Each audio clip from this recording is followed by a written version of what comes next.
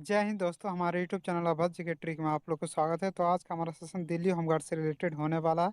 जैसे कि आप लोग को पता है कि कल आप लोग का एग्जाम है 6 तारीख का। तो आज जो भी इंपॉर्टेंट क्वेश्चन बन सकता था, मैं उन सभी क्वेश्चन को कराने वाला हूँ। तो आज का वीडियो आप लोग लास्ट तक जरूर देखिएगा। और जिसका भी एग्जाम कल है तो मैं उसका लिंक जो कि है आप लोग का इंस्टाग्राम का लिंक मैं अपने डिस्क्रिप्शन में डाल दूंगा। जो भी क्वेश्चन पूछा जाएगा तो कल जरूर भेजिएगा इंस्टाग्राम पर, मैं एनालिसिस करवाऊंगा।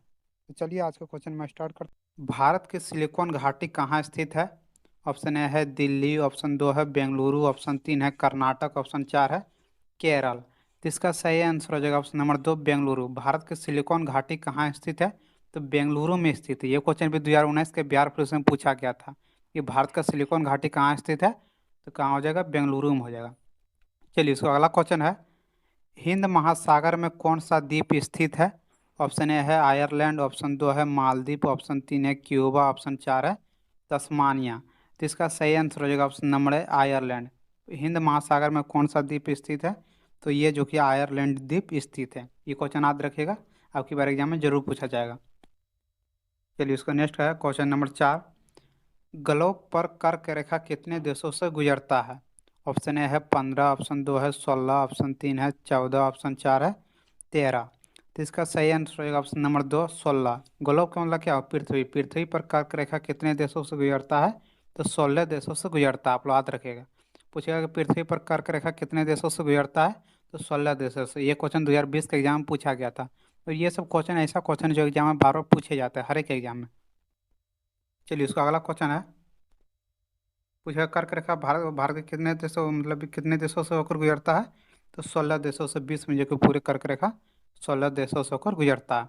चलिए इसका अगला क्वेश्चन है, एशिया का सबसे लंबी नदी तट कौन सी है? एशिया की सबसे लंबी नदी कौन सी है? ऑप्शन है मिकांगा, ऑप्शन दो है गोदावरी, ऑप्शन तीन है गंगा, ऑप्शन चार है यांगटी। तो इसका सही आंसर हो जाएगा, क्या पूछ रहा कि एशिया का सबसे लंबी नदी कौन सा है? तो इसका सही आंसर हो जाएगा ऑप्शन नंबर चार, यांगटी। यांगटी नदी जो कि एशिया की सबसे लंबी नदी है। पूछेगा कि एशिया की सबसे लंबी नदी कौन सी है? तो यांगटी नदी हो जाएगा। ये क्वेश्चन 2020 में क्या पूछा गया था बिहार पुलिस में। चलिए इसका अगला क्वेश्चन है, एशिया का सबसे गर्म रेगिस्तान कौन है? ऑप्शन ए है गोबी, ऑप्शन दो है थार, ऑप्शन तीन है काराकोरम, ऑप्शन चार है दस्त लूता। तो इसका सही आंसर हो जाएगा ऑप्शन नंबर चार हो जाएगा दस्त लूता। यहाँ देखिए, यहाँ क्वेश्चन इस तरह घुराया जाता है।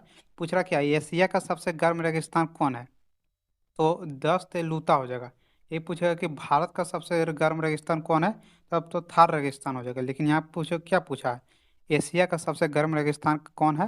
तो दस्त लूता। ऑप्शन नंबर इसका चार हो जाएगा दस्त लूता। याद रखिएगा कि एशिया का सबसे गर्म रेगिस्तान कौन है? तो दस्त लूता। चलिए उसका नेक्स्ट क्वेश्चन है, जितना भी क्वेश्चन करवा रहा हूँ सब आपके एग्जाम में आया हुआ क्वेश्चन है। चलिए इसको नेक्स्ट क्वेश्चन है, गोविंदा आला रे किस त्योहार में गाया जाता है? ऑप्शन ए है होली, ऑप्शन दो है दीपावली, ऑप्शन तीन है जन्माष्टमी, ऑप्शन चार है बसंत में। तो इसका सही आंसर होगा ऑप्शन नंबर तीन, जन्माष्टमी। गोविंदा आला रे किस त्योहार में गाया जाता है? तो जन्माष्टमी में, जो कि गोविंदा आला रे गाया जाता है। आप लोग जानते हैं कि जन्माष्टमी क्या होता है? तो कृष्ण भगवान का होता है। तो इसलिए गोविंदा आला रे गाया जाता है किस त्योहार में? तो जन्माष्टमी में। चलिए उसको नेक्स्ट क्वेश्चन है, भारतीय राष्ट्रगान को पूरी धुन को बजने में कितना समय लगता है? ऑप्शन ए है 47 सेकेंड, ऑप्शन दो है 50 सेकेंड, ऑप्शन तीन है 52 सेकेंड। तो आप लोग जानते हैं कि इसका आंसर क्या हो जाएगा? ऑप्शन नंबर तीन, 52 सेकेंड। भारतीय राष्ट्रगान को पूरी धुन को बजने में कितना समय लगता है? तो 52 सेकेंड लगता है। ये क्वेश्चन 2020 में बिहार पुलिस में पूछा गया था। चलिए उसका नेक्स्ट क्वेश्चन है, जितना भी क्वेश्चन मैं करवा रहा हूँ सब मोस्ट इंपॉर्टेंट होने वाला है, इसलिए हमारे वीडियो को लास्ट तक जरूर देखिए। मैं आज से डेली प्रैक्टिस सेट करवाऊंगा। चलिए इसको नेक्स्ट है, वह तत्व जिसका परमाणु क्रमांक एवं परमाणु भार समान होता है क्या कहलाता है? ऑप्शन ए ऑक्सीजन, ऑप्शन दो है लिथियम। चलिए उसके बाद ऑप्शन ऑप्शन तीन है क्लोरीन, ऑप्शन चार है हाइड्रोजन। इसका सही आंसर हो जाएगा ऑप्शन नंबर चार, हाइड्रोजन। आप लोग जानते हैं हाइड्रोजन का जो कि है कार्बन भार और क्या परमाणु भार और परमाणु क्रमांक जो कि समान होते हैं किसका? तो हाइड्रोजन का। ये क्वेश्चन भी 2020 में बिहार पुलिस में पूछा गया था। चलिए इसको नेक्स्ट क्वेश्चन है, बेनिफिट बने रहिएगा। चलिए हाँ, उसके बाद नेक्स्ट क्वेश्चन क्या है, अंतर्राष्ट्रीय न्यायालय का स्थायी मुख्यालय कहाँ है? ऑप्शन ए है जेनेवा, ऑप्शन दो है द हेग, ऑप्शन तीन है मॉस्को, ऑप्शन चार है वाशिंगटन। तो अंतर्राष्ट्रीय न्यायालय क्या होता है? न्यायालय हर एक देश में होता है, लेकिन अंतर्राष्ट्रीय में क्या हुआ कि सभी देशों का एक न्यायालय है। उसका जो कि मुख्यालय कहाँ है? इसका मुख्यालय जो कि द हेग, ऑप्शन नंबर इसका 2 हो जाएगा, द हेग। पूछिएगा अंतर्राष्ट्रीय न्यायालय का स्थायी मुख्यालय कहाँ है, तो द हेग में है। ये क्वेश्चन याद रखिएगा, बहुत बार ये क्वेश्चन एग्जाम में पूछा गया। चलिए इसका नेक्स्ट क्वेश्चन है, नौजवान भारत सभा किसने स्थापित किया था? ऑप्शन ए है परम सिंह, ऑप्शन 2 है भगत सिंह, ऑप्शन 3 है राजेंद्र प्रसाद, ऑप्शन 4 है गांधी जी। तो इसका सही आंसर हो जाएगा, आप लोग जानते हैं कि नौजवान भारत सभा किसने स्थापित किया था? तो भगत सिंह ने स्थापित किया था, ऑप्शन नंबर 2 हो जाएगा भगत सिंह। पूछिएगा कि नौजवान भारत सभा किसने स्थापित किया था? तो भगत सिंह ने किया था। ये क्वेश्चन बिहार एसएससी और बिहार पुलिस में बहुत बार पूछा गया। अगला बार जो एग्जाम हुआ था, जो क्या जो कैंसिल एग्जाम हुआ था ना, उसमें भी ये क्वेश्चन पूछा गया था कि नौजवान भारत सभा किसने स्थापित किया था? तो भगत सिंह ने स्थापित किया था। चलिए इसका नेक्स्ट क्वेश्चन है, मुंबई प्लान कब लागू हुआ? ऑप्शन ए है 1940 ईस्वी, ऑप्शन 2 है 1944 ईस्वी, ऑप्शन 3 है 1941 ईस्वी, ऑप्शन 4 है 1946 ईस्वी। तो इसका सही आंसर क्या हो जाएगा? ऑप्शन नंबर 2 1944 ईस्वी। मुंबई प्लान कब लागू हुआ था? तो 1944 ईस्वी में लागू हुआ था। आप लोग याद रखिएगा, पूछे कि मुंबई प्लान कब लागू हुआ, तो 1944 में लागू हुआ था। चलिए उसको नेक्स्ट क्वेश्चन है, विश्व अर्धभूमि दिवस कब मनाया जाता है? ऑप्शन ए है 2 फरवरी, ऑप्शन 2 है 3 मार्च, ऑप्शन 3 है 2 मार्च, ऑप्शन 4 है 3 फरवरी। तो विश्व अर्धभूमि दिवस कब मनाया जाता है? तो 2 फरवरी को मनाया जाता है, ऑप्शन नंबर 1 हो जाएगा 2 फरवरी। पूछेगा कि विश्व अर्धभूमि दिवस कब मनाया जाता है? तो 2 फरवरी को। ये क्वेश्चन एग्जाम में बहुत बार पूछा गया। अगले बार जो एग्जाम हुआ था उसमें ये क्वेश्चन पूछा गया था कि विश्व अर्धभूमि दिवस कब मनाया जाता है? तो 2 फरवरी को मनाया जाता है। चलिए इसको नेक्स्ट क्वेश्चन है, VAT बेट किस पर लगाया जाता है? जो बेट होता है वो किस पर लगाया जाता है? ऑप्शन है सीधे उपभोक्ता, ऑप्शन 2 है उत्पादन के प्रथम चरण पर, ऑप्शन 3 है उत्पादन के अंतिम चरण पर, और ऑप्शन 4 है उत्पादन और बिक्री के सभी चरणों पर। तो इसका सही आंसर हो जाएगा ऑप्शन नंबर 4, उत्पादन और बिक्री के सभी चरणों पर। बेट किस पर लगाया जाता है? तो उत्पादन और बिक्री के सभी चरणों पर लगाया जाता है। चलिए ये क्वेश्चन 2019 में बिहार पुलिस में पूछा गया था। उसके बाद नेक्स्ट क्वेश्चन है, किस कोशिका को कंकाल तंत्र कहा जाता है? ऑप्शन ए है लवक, ऑप्शन 2 है लाइवोसोम, ऑप्शन 3 है अंतःपरदप जालिका, ऑप्शन 4 है राइबोसोम। तो आप लोग जानते हैं कि किस कोशिका को कंकाल तंत्र कहते हैं? तो अंतःपरदप जालिका कहते हैं, ऑप्शन नंबर 3 हो जाएगा अंतःपरदप जालिका। पूछेगा किस कोशिका को कंकाल तंत्र कहते हैं? तो अंतःपरदप जालिका को। ये क्वेश्चन बिहार दुर्गा में बहुत बार पूछा गया, तो हो सकता है इस बार बिहार पुलिस में पूछ दे, तो आप लोग याद रखिएगा। चलिए इसको नेक्स्ट क्वेश्चन है, स्कर्वी रोग किसके कमी से होता है? ऑप्शन ए है विटामिन 12, ऑप्शन 2 है विटामिन 6, ऑप्शन 3 है विटामिन C, ऑप्शन 4 है विटामिन। तो आप लोग जानते हैं कि स्कर्वी रोग किसके कारण होता है? तो विटामिन C के कारण होता है, ऑप्शन नंबर इसका 3 हो जाएगा विटामिन C। स्कर्वी रोग किसके कारण होता है? तो विटामिन C के कारण होता है। ये क्वेश्चन बिहार दरोगा में बहुत बार पूछा गया है।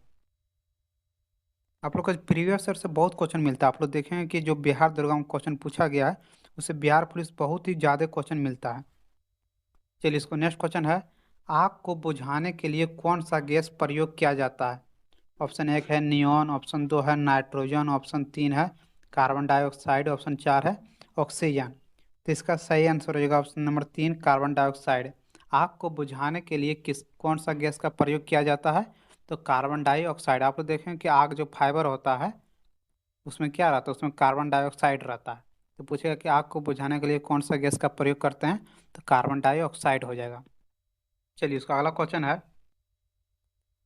किसके शासन काल में तुलसीदास ने रामचरितमानस लिखा था? ऑप्शन ए है बाबर, ऑप्शन 2 है अकबर, ऑप्शन 3 है शाहजहां, ऑप्शन 4 है जहांगीर।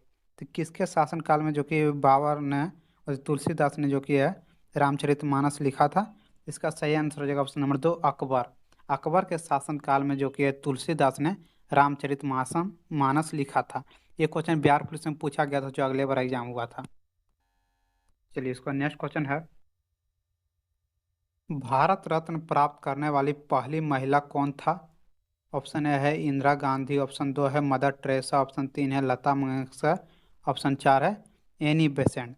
तो भारत रत्न प्राप्त करने वाली पहली महिला कौन थी? तो ये जो कि है इंदिरा गांधी। तो ऑप्शन नंबर 1 हो जाएगा इंदिरा गांधी। पूछेगा कि भारत रत्न प्राप्त करने वाली पहली महिला कौन थी? तो इंदिरा गांधी। चलिए इसको नेक्स्ट क्वेश्चन है, राज हड़प नीति किससे संबंधित है? ऑप्शन ए है लॉर्ड डलहौजी, ऑप्शन 2 है लॉर्ड रिपन, ऑप्शन 3 है लॉर्ड कर्जन, ऑप्शन 4 है लॉर्ड क्राइव। तो राज हड़प नीति किससे संबंधित है? तो ये लॉर्ड डलहौजी से संबंधित। ऑप्शन नंबर इसका 1 हो जाएगा लॉर्ड डलहौजी। पूछेगा राज हड़प नीति किससे संबंधित है? तो लॉर्ड डलहौजी। चलिए इसका नेक्स्ट क्वेश्चन है, स्टेपिस घास के मैदान का क्षेत्र आता है? ऑप्शन ए है साइबेरिया में, ऑप्शन 2 है मध्य एशिया में, ऑप्शन 3 है यूरोप में, ऑप्शन 4 है ऑस्ट्रेलिया में। तो स्टेपिस घास का मैदान का क्षेत्र किस में आता है? तो ये जो कि मध्य एशिया में आता है। ऑप्शन नंबर 2 हो जाएगा मध्य एशिया। ये क्वेश्चन बहुत बार पूछा गया, घास से हर एक बार क्वेश्चन पूछा जाता कि ये सब घास कहाँ पाया जाता है।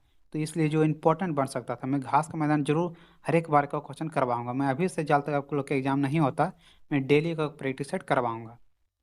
तो हमारे चैनल को जरूर सब्सक्राइब करके रखिएगा। चलिए इसका नेक्स्ट क्वेश्चन है, चिकन नेक निम्न में से किस सीमाओं को जोड़ता है? ऑप्शन ए है भारत बांग्लादेश, ऑप्शन 2 है भारत चीन, ऑप्शन 3 है भारत बर्मा, ऑप्शन 4 है भारत और नेपाल। तो चिकन नेक जो कि ये किसको जोड़ता है? तो भारत और बांग्लादेश की सीमाओं को जोड़ता है। कौन? तो चिकन नेक। ये क्वेश्चन बहुत बार बिहार दरोगा में पूछा गया कि चिकन नेक निम्न से किस सीमाओं को जोड़ता है? तो भारत और बांग्लादेश को सीमाओं को जोड़ता है। चलिए इसका अगला क्वेश्चन है, सबसे बड़ी नदी मुहाना कहाँ है? ऑप्शन ए है अमेजन नदी मुहाना, ऑप्शन 2 है गंगा नदी मुहाना, ऑप्शन 3 है नील नदी मुहाना, ऑप्शन 4 है अब नदी मुहाना। इसमें क्या क्वेश्चन पूछ रहा है कि सबसे बड़ी नदी मुहाना कौन सा है? सबसे बड़ी नदी मुहाना जो कि है कौन सा है? तो ऑप्शन ऑप्शन ए इसका सही आंसर होगा ऑप्शन नंबर 2 गंगा नदी मुहाना। गंगा नदी मुहाना जो कि सबसे बड़ी नदी मुहाना है। कौन? तो गंगा नदी मुहाना। चलिए इसको नेक्स्ट क्वेश्चन है, इलायची इलायची पहाड़ी कहाँ पाया जाता है? ऑप्शन ए है केरल, ऑप्शन 2 है कर्नाटक, ऑप्शन 3 है तमिलनाडु, ऑप्शन 4 है गोवा। तो इलायची के पहाड़ी जो कि कहाँ पाया जाता है? ये जो कि केरल में पाया जाता है। ऑप्शन नंबर इसका 1 हो जाएगा केरल। ये क्वेश्चन बहुत बार एग्जाम पूछा गया कि इलायची पहाड़ी कहाँ पाया जाता है? तो ये जो कि केरल में पाया जाता है। चलिए इसका अगला क्वेश्चन है, बराबर की गुफा किससे संबंधित है? ऑप्शन है बौद्ध से, ऑप्शन 2 है जैन से, ऑप्शन 3 है करीना से, ऑप्शन 4 है ब्राह्मण से। तो बराबर की गुफा जो कि किससे संबंधित है? ये जो कि है बराबर की, हाँ, बराबर की गुफा जो किससे संबंधित है? तो ये आजीविक से संबंधित, इसमें नहीं लिखा हुआ, आप लोग याद रखिएगा आजीविक से। क्या? तो आजीविक। पूछेगा कि बराबर की गुफा किससे संबंधित है? तो आजीविक से संबंधित है। चलिए इसको नेक्स्ट क्वेश्चन है, जल के साथ Na2O को क्रिया होने पर क्या बनता है? ऑप्शन ए है NaOH, ऑप्शन 2 है Na, ऑप्शन 2 है Na2O2, ऑप्शन 4 है H2O2। इसका सही आंसर होगा, जल के साथ जब NO2 का अभिक्रिया करता है तो क्या बनता है? NaOH, nitric hydroxide. क्या बनता है? NaOH। चलिए इसको नेक्स्ट क्वेश्चन है, WMO का मुख्यालय कहाँ है? ऑप्शन ए है द हेग, ऑप्शन 2 है जेनेवा, ऑप्शन 3 है बीजिंग, ऑप्शन 4 है दिल्ली। तो WMO का मुख्यालय कहाँ है? तो ये जो कि जेनेवा में। ऑप्शन नंबर इसका 2 हो जाएगा जेनेवा। पूछेगा WMO का मुख्यालय कहाँ है? तो जेनेवा में। चलिए इसको नेक्स्ट क्वेश्चन है, मुंबई और चेन्नई को कौन सा नेशनल हाईवे जोड़ता है? एनएच का मतलब क्या हुआ कि नेशनल हाईवे। तो मुंबई और चेन्नई को कौन सा नेशनल हाईवे जोड़ता है? ऑप्शन ए है NH3, ऑप्शन 2 है NH4, ऑप्शन 3 है NH5। इसका सही आंसर हो जाएगा ऑप्शन नंबर 2 हो जाएगा NH4। मुंबई और चेन्नई को कौन सा नेशनल हाईवे जोड़ता है? तो नेशनल हाईवे 4 जोड़ता है। किसको? तो मुंबई और चेन्नई को। चलिए इसका अगला क्वेश्चन है, गांधी इरविन समझौता कब हुआ? ऑप्शन ए है 1930, ऑप्शन 2 है 1931, ऑप्शन 3 है 1932, ऑप्शन 4 है 1933। तो गांधी इरविन समझौता कब हुआ था? आप लोग जानते हैं 1931 में। ऑप्शन नंबर इसका 2 हो जाएगा 1931। ये क्वेश्चन बिहार पुलिस में बहुत बार पूछा गया, जितना बार एग्जाम हुआ है सभी में ये क्वेश्चन पूछा गया। चलिए, इसका अगला क्वेश्चन है, कौन सा सौरमंडल का भाग नहीं है? ऑप्शन ए है क्षुद्र ग्रह, ऑप्शन दो है धूमकेतु, ऑप्शन तीन है ग्रह, ऑप्शन चार है निहारिका। तो इनमें से जो कि निहारिका जो कि है सौरमंडल का भाग नहीं है। क्षुद्र ग्रह भी भाग है, धूमकेतु भी भाग है, ग्रह भी भाग है, लेकिन निहारिका जो कि क्या है, ये जो कि ये भाग नहीं है किसका, तो सौरमंडल का भाग ये। भारत के कुल कितने राज्य पड़ोसी देशों के साथ सीमा जोड़ते हैं? तो भारत के कुल जो कि है 16 राज्यों के पड़ोसी देशों के साथ सीमा लगाती है। ऑप्शन नंबर सी हो जाएगा 16। देखिए यहाँ पर यदि देश पूछेगा तो 7 हो जाएगा, और राज्य यदि पूछेगा तो 16 हो जाएगा। 16 राज्य जो कि भारत के मतलब सभी जो भी देश है उससे सीमा लगाती है।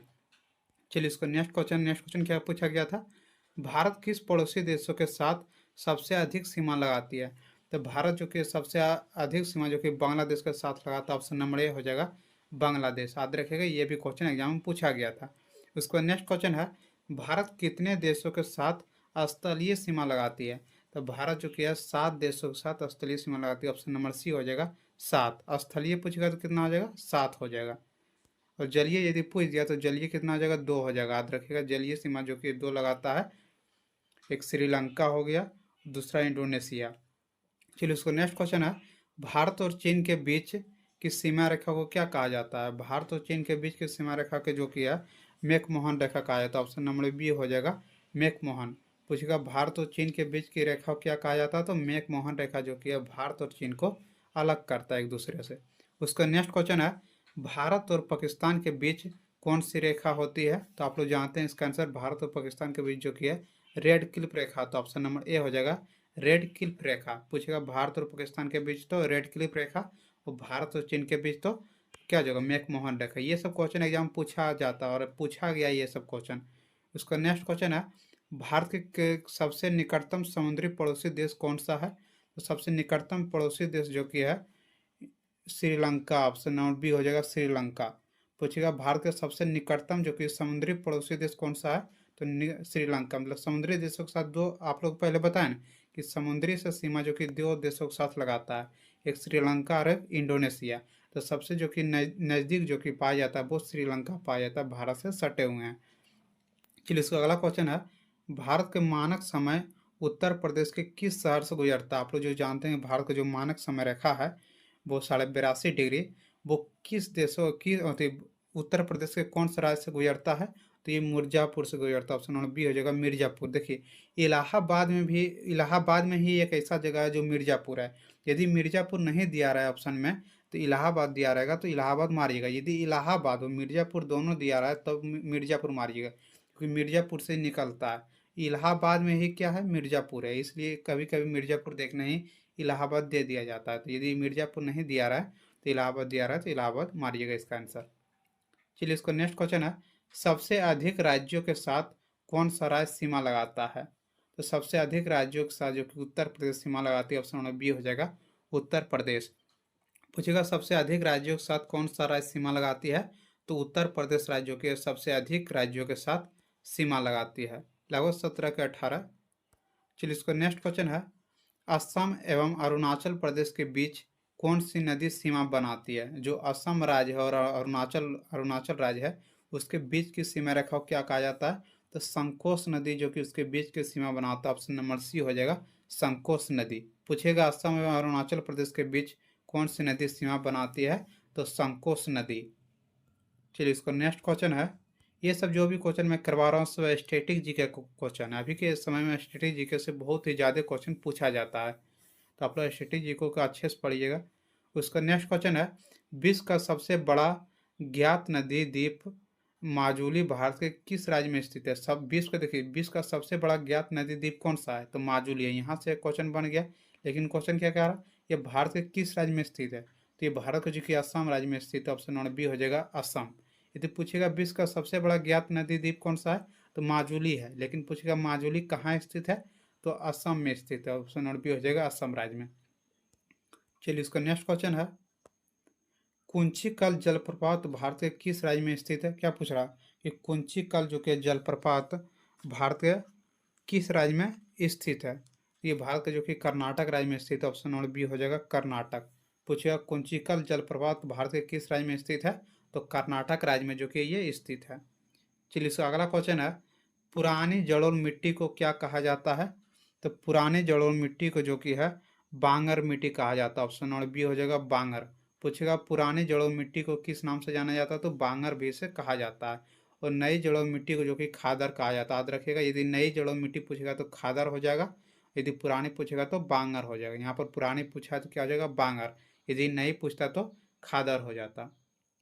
चलिए, इसका अगला क्वेश्चन है, रेगुर मिट्टी को किस नाम से जाना जाता है? जो रेगुर मिट्टी है उसको किस नाम से जाना जाता है? इसको जो कि काली मिट्टी के नाम से जाना जाता है। ऑप्शन नंबर सी हो जाएगा काली मिट्टी। काली मिट्टी को ही रेगुर मिट्टी के नाम से जाना जाता है। चलिए, इसका अगला क्वेश्चन है, भारत के कुल क्षेत्रफल पर कितने % कृषि होती है? जो भारत का जो कुल क्षेत्रफल है, आप लोग जानते हैं 32,87,263 वर्ग किलोमीटर है, उसमें कितने पर जो कि है खेती होता है? तो 51% पर। ऑप्शन नंबर बी हो जाएगा 51%। कितना है? 32,87,263 वर्ग किलोमीटर क्षेत्रफल है, तो उसका आधा कर लीजिए, आधा से 1% जुड़ा दीजिए, मतलब वही 16 लाख कुछ होगा, मतलब 17 लाख के लमसम में जो कि है भारत के किस क्षेत्र पर क्या किया जाता है? कृषि किया जाता है। चलिए, इसका नेक्स्ट क्वेश्चन है, भारत में हरित क्रांति का जनक किसे माना जाता है? देखिए, बहुत ही इंपॉर्टेंट क्वेश्चन। ये क्वेश्चन हर एक एग्जाम पूछा गया, जितना भी अभी तक एग्जाम हुआ है सभी एग्जाम में ये क्वेश्चन पूछा गया कि भारत में हरित क्रांति का जनक किसे माना जाता है? तो MS Swaminathan. Option number B हो जाएगा MS स्वामीनाथन। उसका नेक्स्ट क्वेश्चन है, भारत में श्वेत क्रांति का जनक किसे माना जाता है? तो श्वेत क्रांति का जनक जो कि है डॉक्टर बी कुरियन। देखिए, ये दोनों क्वेश्चन में हमेशा कन्फ्यूजन रहता है कि हरित क्रांति का जनक कौन है? MS स्वामीनाथन। और श्वेत क्रांति का जनक कौन है? तो डॉक्टर बी कुरियन। याद रखिए, इसको अच्छे से याद कर लीजिएगा क्योंकि हमेशा कन्फ्यूजन होता है। चलिए, इसका नेक्स्ट क्वेश्चन है, विश्व में तंबाकू का सबसे बड़ा उत्पादक देश कौन है? तो विश्व में सबसे बड़ा तंबाकू का उत्पादक देश जो कि है चीन है। ऑप्शन नंबर बी हो जाएगा चीन। याद रखिएगा, बहुत ही इंपॉर्टेंट क्वेश्चन है, बहुत बार ये क्वेश्चन एग्जाम पूछा गया कि विश्व में तंबाकू का सबसे बड़ा उत्पादक देश कौन सा है? तो चीन है। दूसरे स्थान पर भारत है। यदि देखिए दूसरे स्थान पर पूछेगा तो भारत हो जाएगा, पहले स्थान पर चीन है। इसको भी याद रखिएगा, भारत को। भारत कितने स्थान पर है तंबाकू उत्पादन में? तो दूसरे स्थान पर है। चलिए, उसका नेक्स्ट क्वेश्चन है, फलों एवं सब्जियों के उत्पादन में भारत विश्व में किस स्थान पर है? तो फलों एवं सब्जियों में जो कि दूसरे स्थान पर। ऑप्शन नंबर बी हो जाएगा दूसरा स्थान पर। दूसरा स्थान पर जो कि सबसे अधिक फल और सब्जी कहाँ उत्पादन होता है? तो भारत में होता है। सबसे सबसे अधिक यदि पहले स्थान पर बोलेगा तो चीन हो जाएगा। चीन जो कि है तंबाकू के उत्पादन में भी और सब्जियों के उत्पादन में भी जो कि है पहले स्थान पर है। चलिए, उसका नेक्स्ट क्वेश्चन है, द्वितीय पंचवर्षीय योजना में किस पर अधिक बल दिया गया था? जो द्वितीय पंचवर्षीय योजना हुआ था उस पर जो कि किस पर अधिक बल दिया गया था? तो ये जो कि कृषि पर अधिक उद्योग पर अधिक अधिक बल दिया गया था। ऑप्शन नंबर बी हो जाएगा उद्योग। पूछेगा द्वितीय पंचवर्षीय योजना में किस पर अधिक बल दिया गया था? तो उद्योग पर जो कि सबसे अधिक बल दिया गया था द्वितीय पंचवर्षीय योजना में। तो ये सब क्वेश्चन था जो भी इंपॉर्टेंट